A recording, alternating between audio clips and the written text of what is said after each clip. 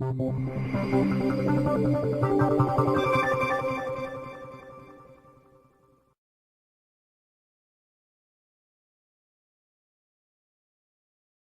the electorate, they have been blamed for the nation's lack of economic progress, widespread insecurity and poverty, as well as the ethno-religious tensions that bedeviled the country.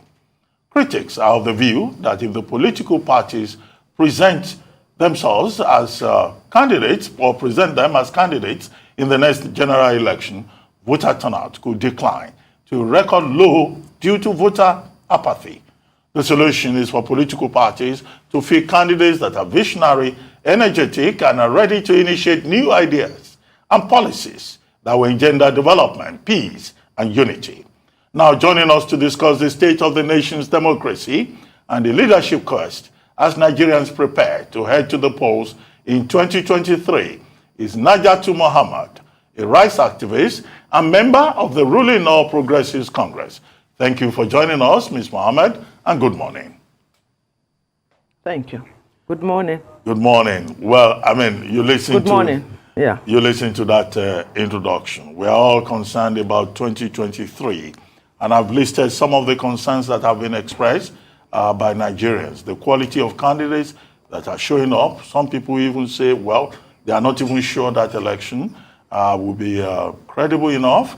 Some people even say we have issues with the Electoral Act Amendment Bill as forwarded to the President of Nigeria. Do you have any concerns about the 2023 general elections? Yes, and what are those? Please go ahead. Every Nigerian, I think, that is in... Hello? Can you hear me? Please go Every ahead. Nigerian, in his rightful sense, must be concerned. Must be concerned, not just because of the caliber of people that have reared their heads now for the presidential election, but because even the elections itself, the so-called democracy that we are supposed to be operating, is really not far from being democratic. It's far from being democratic because if you take demokratos, which is a Greek word meaning people's power, then how powerful have the Nigerian been? If you have a situation where you don't really partake in the selection of the candidate in the first place, and then after the selection of the candidates, we know how to use power is being usurped in this country. There are four main ways of usurping power. I don't say elections, because mainly you have the money bags, you have the police, you have the other instruments of coercion, and then you have the money bags. At the end of it, you have... What Ajatu Muhammad is saying, she is very correct, because everything politics in Nigeria revolve around money sharing, and this is why they have bad leadership.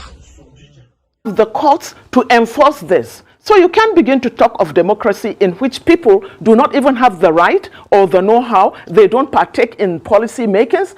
Democracy is a system in which policy making that affects the lives of people are done by the people, either through selection or through their representatives. If you take the representatives that we have now in the country, say the National Assembly or the state assemblies are virtually made up of the house boys or house girls of the governors. They don't say anything. They are just followers of, they just endorse anything the governor brings. And this National Assembly, as it is presently constituted, is the worst National Assembly we have had in this country. They are supposed to check the excesses of the president. They are supposed to formulate laws that are beneficial to their constituencies, but they just sit.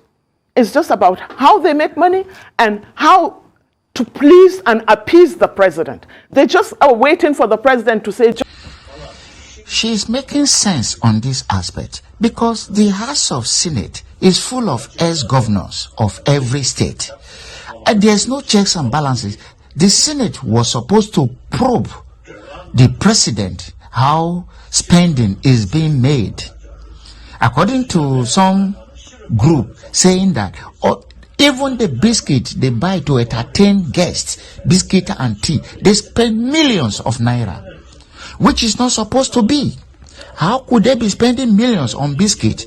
Then what would they spend on the nation itself?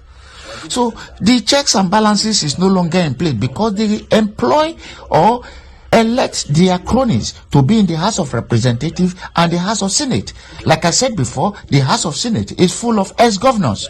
And ex-governor, instead of them representing their constituency, they are representing how they can fill their pocket, which is not very good. Please and appease the president. They just are waiting for the president to say jump, and they say how high. So even the democracy is in question, quite honestly. If you are talking of the rights of people to be involved in governance, there is no such thing as democracy as it is presently constituted. But let me go a little bit further. Most of the people that are rearing their heads today, you hear about power shift, you hear about restructuring, you hear about the North conceding power to the South, whichever part of the... Now, is that democratic? It is lazy. People who are calling for that are lazy. They know that they are politically irrelevant. They cannot make bridges. They are further fragmenting the country. You know, they are taking us back to regionalization of the country, the balkanization of the country. For what? And you get to understand that their only credential is that they have stolen so much money and they belong to a particular ethnic group. Is that democratic? Do people have a choice? And the whole lot of them do not have even the interest of the country. They are not even looking at the issues, the dire issues of insecurity, of a total breakdown of our economy, of the youth that constitute over 75. She is very correct, because the senators, the House of Representatives, neither the president himself, they don't care about the youth of Nigeria. 60 to 70% of Nigerian youth have no jobs. They kept on recycling 80 years old to be in a position of power. Look at the whole ministerial posts. They are all cronies from the age of 65 to the age of 80.